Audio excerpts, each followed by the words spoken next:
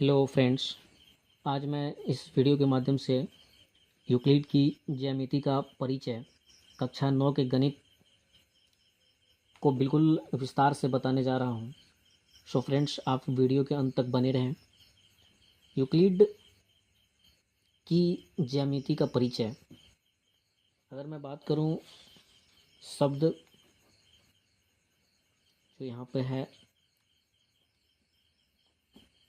ज्यामिति, अगर मैं बात करूँ शब्द ज्यामिति की, ज्यामिति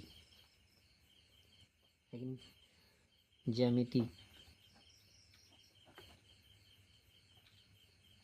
यानी ज्योमेट्री, अगर मैं इसकी बात करूँ तो ये जो ज्योमेट्री है ना, ये यूनानी भाषा के शब्द हैं। कौन सी भाषा? यूनानी। आप इसको कह सकते हो यूनानी। ठीक है जी, यूनानी।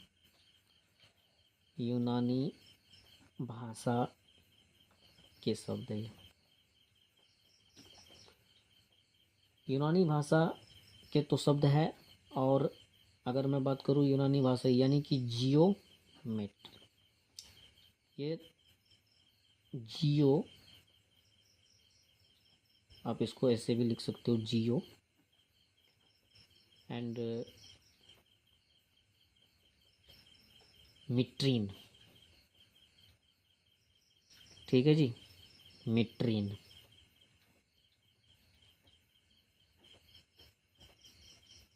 से मिलकर के बना है।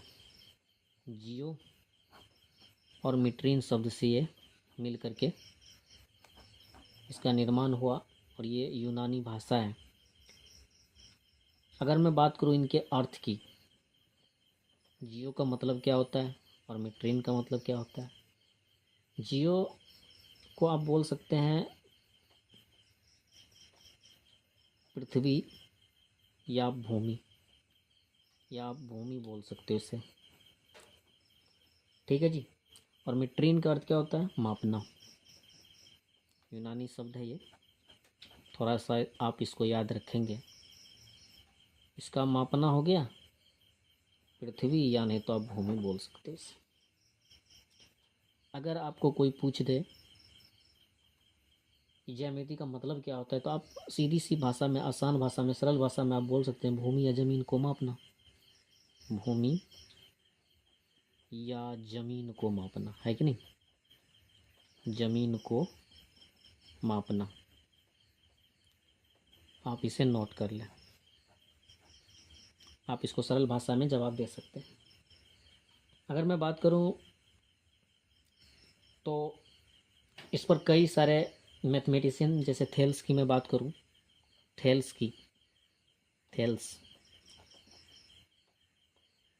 थेल्स का प्रमेय, थेल्स का प्रमेय आप कक्षा 10 में जो है ना, आप जैसे ही कक्षा 10 में जाओगे तो इसके बारे में डीपली जानकारियाँ मिलेगी। आप इसको पढ़ोगे कक्षा 10 में जाकर के, थेल्स प्रमेय के बारे में। उसके बाद आप यूक्लिड की अगर मैं बात करूं, यूक्लिड ने भी बहुत ज़्यादा हेल्प किया ज्यामिति की इस चीज़ों को समझाने में। यूक्लिड की अगर मैं बात करूं, यूक्लिड ने, ये जो यूक्लिड जो है, यूक्लिड बहुत ज़्यादा मदद किया। और जैसे कि मानकर चलिए, मैं एक उदाहरण से यहाँ पे समझाना चाहूँगा। जैसे ये पेज है ना, ये पेज आप देख रहे हो, ये पेज है। अगर इसको इस तरह से यूँ इसको मैं मोड़ दूँ, इसको मोड़ दूँ, तो ये अभी पेज बिल्कुल, इसका जो सरफेस है ये बिल्कुल क्या है, ये समतल है, बिल्कुल प्लेन है। बट मैं इसको अगर मैं मोड़ दूँ तो ये वक्र हो जाएगा। क्या हो गई? ये वक्र हो गया। ठीक है, ये वक्र बन जाता है। ऐसे ही अगर मानकर चलिए मैं इसकी मैं अगर बात करूं तो ये क्या है? एक रेखा है। क्या है ये? एक रेखा है। और अगर मैं इसकी बात करूं तो ये अब देख रहे हो, ये एक बिंदु है। इसे आप बिंदु बोल सकते हैं, इसे रेखा बोल सकते हैं। ये रेखा है, ये क्या है? ये बिंदु है। आप इसे रेखा और आप इसे बिंदु बोल सकते हैं। यानी इन्हीं सब चीज़ों को मद्देनज़र रखते हुए, ध्यान में रखते हुए जो है कुछ अवधारणाएं हैं। आइए इनको हम लोग देखते हैं बारीकी से। कुछ अवधारणाएं हैं, जैसे यहाँ पे आप देख सकते हो यूक्लिड की 5 अवधारणाएं। आइए इन पांचों अवधारणाओं को बारीकी से हम लोग बिल्कुल विस्तार से समझने का प्रयास करते हैं कि आखिर ये कह क्या रहा है इस अवधारणा में। एक बिंदु से एक अन्य बिंदु तक एक सीधी रेखा खींची जा सकती है। एक बिंदु से मानकर चलते हैं कि ये बिंदु है और इस बिंदु से क्या बोल रहा है, एक सीधी रेखा खींची जा सकती है। एक ही अगर मानकर चलिए बहुत सारे रेखा है, लेकिन इस बिंदु तक की मैं अगर बात करूं तो कितने रेखा हो गए। इस बिंदु से तो कई सारे रेखाएं गुजरी है, बट ये जो रेखा है ना, केवल एक रेखा इस बिंदु से इस बिंदु से होकर के गुजर रही है। तो केवल एक, इसका कहना ये था। आप चित्र के माध्यम से इस चीज़ को समझने का प्रयास कीजिए कि एक बिंदु से दूसरे बिंदु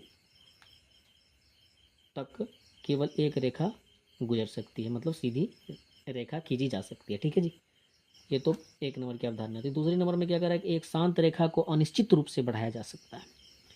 जैसे एक शांत रेखा है ना, आप चित्र को ध्यान से देखें, शांत रेखा है, इसको अनिश्चित रूप से आप इसे बाईं ओर भी बढ़ा सकते हो और दाईं ओर भी आप बढ़ा सकते हो।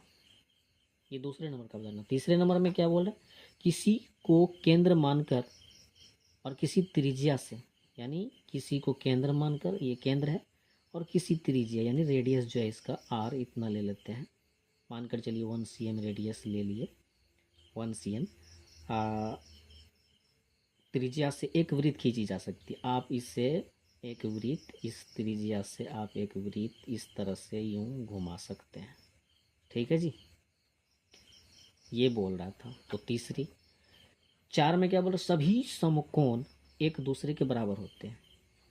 अगर मैं बात करूं सभी समकोण की, समकोण यानी अगर एक समकोण की मैं बात करूं तो वो 90 अंश का होता है, यानी 90 डिग्री का होता है। अगर कोई भी समकोण है तो ये क्या बोल रहे, सभी समकोण एक दूसरे के बराबर होते हैं। अगर इधर भी समकोण है, अगर इधर भी है, तो ये भी एक दूसरे के बराबर हो जाएगा। अगर मैं बात करूं इधर की, तो ये भी, अगर मैं बात करूं इधर से इधर की, तो ये भी कितने की हो जाएगी। आप देख रहे हो सभी समकोण एक दूसरे के क्या है, बराबर है। ये चौथी अवधारणा थी। 5 में क्या बोल रहा है, यदि एक सीधी रेखा दो सीधी रेखाओं पर गिरकर अपने एक ही ओर दो अंतःकोण इस प्रकार बनाए कि इन दोनों कोणों का योग मिलकर दो समकोणों से कम हो, तो दोनों सीधी रेखाएं अनिश्चित रूप से बढ़ाए जाने पर उसी ओर मिलती है जिस ओर यह योग दो समकोणों से कम होता है। आप इस चित्र को देखिए अच्छा से। ये एक रेखा है ए बी और ये क्या है, सी डी है, यानी दो रेखा है, और इस पर एक रेखा पी और क्यू जो है परस्पर इस प्रकार गिर गया है।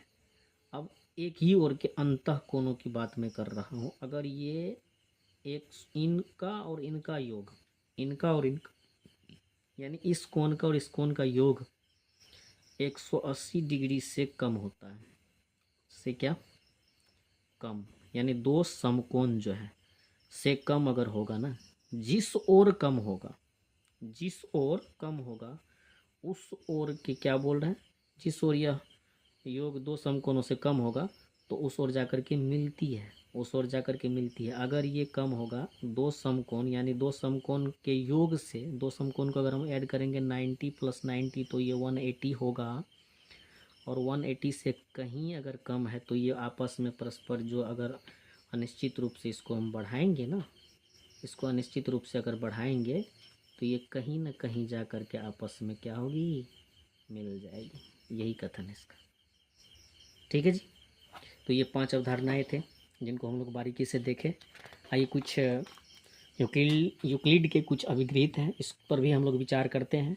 वे वस्तुएं जो एक ही वस्तु के बराबर हो, एक दूसरे के बराबर होती है। जैसे मानकर चलते हैं कि ये कलम है और इसी तरह के एक कलम अगर और हम ले लें तो ये आपस में क्या हो जाएगी, बराबर हो जाएगी। यही इसका कहना कथन है। यदि बराबरों को बराबर में जोड़ा जाए तो पूर्ण भी बराबर होगी। अगर 2 है और अगर इसमें 1 ऐड कर दिया जाए और इसमें भी 1 ऐड कर दिया जाए तो ये कितना हो जाएगा, आपस में 3 हो जाएगा। तो यही कथन था कि बराबरों को बराबर में जोड़ा जाए तो बराबर पूर्ण भी बराबर होते हैं। उसके बाद अगर मैं बात करूँ, यदि बराबरों को बराबरों से घटाया जाए, अगर 3 है और इसमें से -2 कर दिया जाए, इधर भी -2 कर दिया जाए तो ये क्या हो जाएगा, 1, इधर भी 1।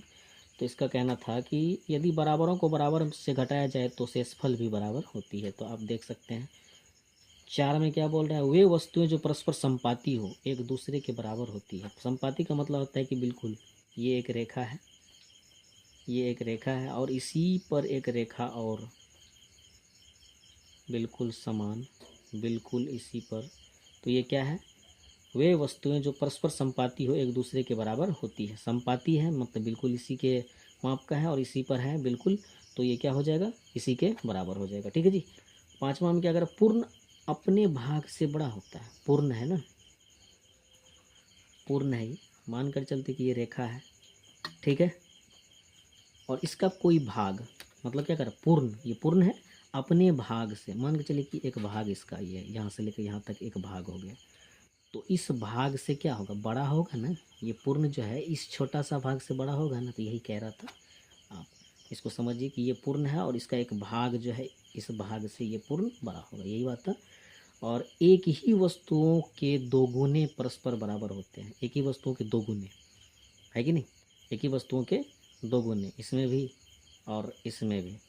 तो यहाँ पे क्या हो जाएगा 4 और यहाँ पे क्या हो जाएगा 4। तो इस चीज़ को यहाँ पे आसानी से समझा जा सकता है। एक ही वस्तुओं के आधे है कि नहीं, एक ही वस्तु के आधे परस्पर बराबर होते हैं। इसका भी अगर 1 है और इधर भी 1 है और इसका अगर हम आधा करेंगे तो इधर भी आधा, इधर भी आधा, तो ये आपस में क्या हो जाएंगे, बराबर हो जाएंगे। तो इस तरह से हम लोग जो है इनके यूक्लिड के कुछ जो अभिगृहित थे इनको हम लोग बारीकी से देखें। आइए अब मैं बात करने वाला हूँ यूक्लिड ज्यामिति का जो परिचय है। इसमें यूक्लिड के द्वारा संक्षिप्त रूप से परिभाषाओं के रूप में प्रस्तुत किया गया कुछ कथन है, इसको भी देख लेते हैं। यहाँ पे 1 से लेकर 7 तक कथन है।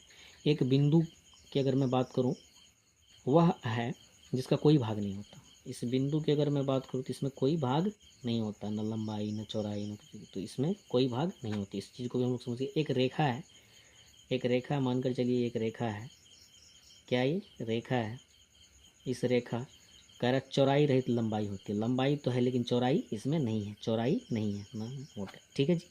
तो आप इसको कह सकते हैं कि रेखा लंबाई होती है लेकिन चौड़ाई रहित होती है, चौड़ाई नहीं होती है। तीसरा जो है, एक रेखा के सिरे बिंदु होते हैं। आप इस चीज़ को यहाँ से समझ सकते हैं कि एक रेखा के सिरे बिंदु, जैसे मान कर चलिए बिंदु ए और बिंदु बी दोनों सिरे बिंदु होते हैं। इस चीज़ को भी आप समझ। एक सीधी रेखा ऐसी रेखा है जो स्वयं पर बिंदुओं के साथ सपाट रूप से स्थित होती है। आप मान कर चलिए कि ये बिंदु बहुत सारे डॉट्स हैं, बहुत सारे डॉट्स हैं, बहुत सारे बिंदु हैं, बहुत सारे पॉइंट्स हैं, और इस पे क्या है, इसको अगर हम आपस में मिलाएंगे तो ये क्या हो जाएगी, आप देख सकते हैं इसमें कितने सारे डॉट्स हैं। इस रेखा कह कि एक सीधी रेखा, सीधी रेखा ऐसी रेखा है, ऐसी रेखा जो स्वयं पर बिंदुओं के साथ सपाट रूप से स्थित होती है, एकदम बिल्कुल सपाट रूप से, इतनी सपाट रूप से स्थित होती है। इस रेखा में बहुत सारे अनंत बिंदु हैं, ठीक है जी। कह रहा है एक पृष्ठ यानी सरफेस वह है जिसकी केवल लंबाई और चौड़ाई होती है, केवल लंबाई और चौड़ाई होती है। ये पृष्ठ आप देख रहे हो, ये यहाँ से लेकर के यहाँ तक इसकी लंबाई हो गई और यहाँ से लेकर के यहाँ तक इसकी क्या हो गई, चौड़ाई होगी, ठीक है। ये पृष्ठ है। तो इस चीज़ को यहाँ पे हम लोग एक पेज के माध्यम से समझे। एक पृष्ठ वह है जिसकी केवल लंबाई और चौड़ाई होती है। एक पृष्ठ के किनारे, एक पृष्ठ के जो किनारे होते हैं रेखाएं होती है। ये पृष्ठ है ना, ये पृष्ठ है, इसके किनारे क्या होती है, इसके किनारे जो है रेखाएं होती है, ठीक है। कोई पृष्ठ, इसके इस पृष्ठ के भी किनारे जो है रेखा है। यहाँ पर भी आप देख सकते हैं ये जो पृष्ठ है ना, इसके किनारे क्या है, रेखा है। तो इसको आसानी से समझा जा सकता है। लास्ट जो है, एक समतल पृष्ठ ऐसा पृष्ठ है जो स्वयं पर सीधी रेखाओं के साथ सपाट रूप से स्थित होती है।